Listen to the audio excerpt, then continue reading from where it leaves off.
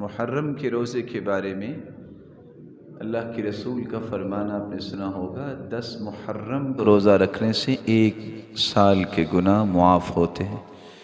اور اللہ کے رسول صلی اللہ علیہ وسلم نے فرمایا تھا، ان عشت الی قابل لاصومن التاسع، اگر میں زندہ رہا تو آئندہ سال 10 کے ساتھ 9 کا بھی روزہ رکھوں گا، لیکن آپ اللہ کے پاس چلے گئے تو آپ 9 اور 10 کا روزہ رکھے، اور اگر 9 کا روزہ نہیں آپ رکھ سکے تو 10 کا ضرور رکھیں۔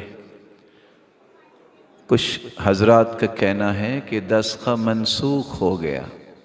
اصول کی کتابیں پڑھیے، آپ کے علم میں ہوگا کہ خبر منسوخ نہیں ہوتی۔ اللہ کے رسول نے خبر دی ہے کہ 1 سال کے گناہ معاف ہوں گے 10 محرم کے روز۔ اگر خبر منسوخ ہو تو کذب لازم آئے گا، نعوذ باللہ۔ اللہ کے رسول نے پہلے کچھ کہا، بعد میں کچھ کہا، تو اللہ کے رسول کی بات کبھی جھوٹی نہیں ہو سکتی۔